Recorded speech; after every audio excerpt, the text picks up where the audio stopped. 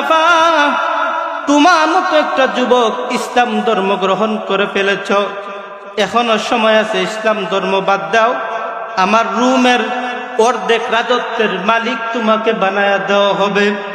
আব্দুল্লাহ বিন Hudhafa রুমের বাদশাকে জবাব দিয়া বলে, ও রুমের বাদশা শুনো, মা মালিকার রুমি লাউ উতিয়ানি মা তামলিকু ওয়া মিম্মা ইয়ামলিকুল আরব ওয়া মা রাজাতু আন দীনি মুহাম্মাদিন তরফাতা আইনি।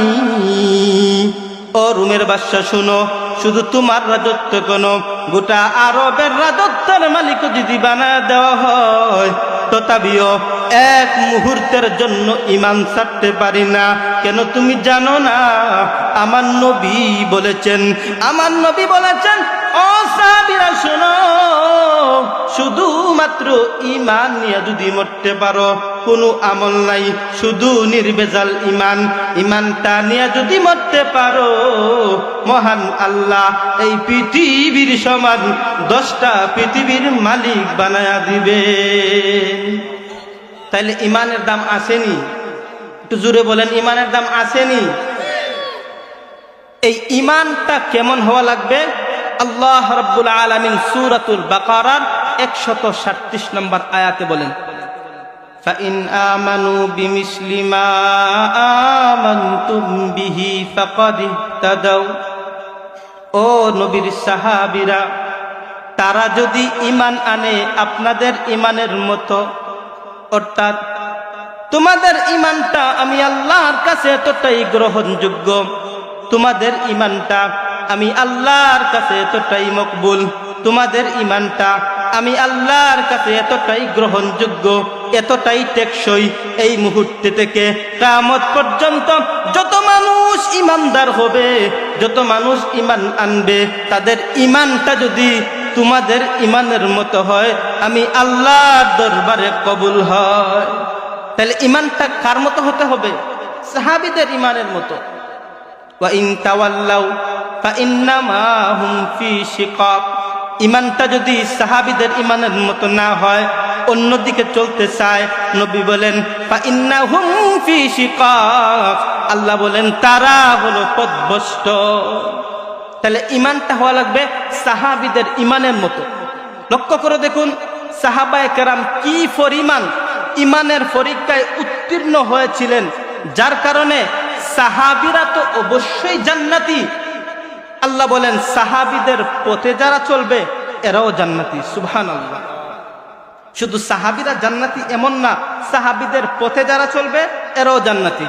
ওয়াস-সাবিকুনাল আউয়ালুনা মিনাল মুহাজিরিন ওয়াল আনসারি ওয়াল্লাযীনা ইত্তাবাউহুম বিইহসান রাদিয়াল্লাহু আনহুম ওয়া রাদু আন।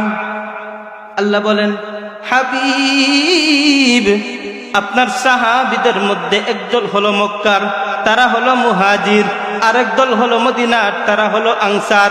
আনসার মুহাজিরদের মধ্যে যারা অগ্রগামী, আগে আগে ইসলাম ধর্ম গ্রহণ করেছে গো নবীজি, এদের প্রতি আমি আল্লাহ রাজি, আমি আল্লাহ খুশি। এমনকি কিয়ামত পর্যন্ত যত মানুষ তাদের পথে চলবে, তাদেরকে অনুসরণ করবে, তাদেরকে ফলো করবে, আমি আল্লাহ ঘোষণা দিলাম এদের প্রতিও আমি রাজি, তারা হবে জান্নাতি। সুবহানাল্লাহ। তাইলে সাহাবীদের পথে যারা চলবে এদের প্রতিও আল্লাহ রাজি। লক্ষ্য করে দেখুন সাহাবায়ে কেরাম কি পরিমাণ ঈমানের পরীক্ষায় উত্তীর্ণ ছিলেন, এজন্য সাহাবীরা, সাহাবীর প্রতি আল্লাহ রাজি, আল্লাহ এবং তাদের প্রতি রাজি, তারা হবে জান্নাতি। কোন একটা সাহাবী একটা মুহূর্তের জন্য জাহান্নামে যাবেন না। শুধু তারা না তো, আজকে যদি আমরা উযু করে দুরূদ শরীফের আমল করে ঘুমাইতে পারি আর স্বপ্নে যুগে বিশ্ব নবীর দেখা হয়, তাহলে নবী বলেছেন যে আমাকে স্বপ্ন যদি দেখলো তার জন্য জাহান্নামের আগুন হারাম হয়ে যাবে। কি পরিমাণ, কি পরিমাণ পরীক্ষায় উত্তীর্ণ হলে আল্লাহ তাদের প্রতি রাজি, একটা মুহূর্তের জন্য জাহান্নামে যাবেন না। এবার আসুন সাহাবী কারা, যেই সাহাবীদের মতো ঈমান হইতে হবে, সাহাবী কারা? সাহাবী হলো ঈমান অবস্থায় নবীজিকে দেখেছেন, ঈমান অবস্থায় ছিলেন এবং ঈমান অবস্থায় মৃত্যুবরণ করেছেন, তারা হলো বিশ্বনবীর সাহাবী। আমরা নবীকে দেখি নাই কিন্তু ঈমান আছে, আমরা সাহাবী না। আবু জেহেল, উকবা, শাইবা নবীকে দেখেছেন ডেলি কিন্তু ঈমান ছিল না, এজন্য তারা সাহাবী না। শুধু দেখেছেন না, নবীজির বড় বড় মুআজিজাগুলো দেখেছেন। আবু জেহেল বলে, বাতিজা, রিয়াল নবী যদি হও, বাস্তব নবী যদি হও, আকাশের চাঁদ 2 টুকরা করে দেখাও।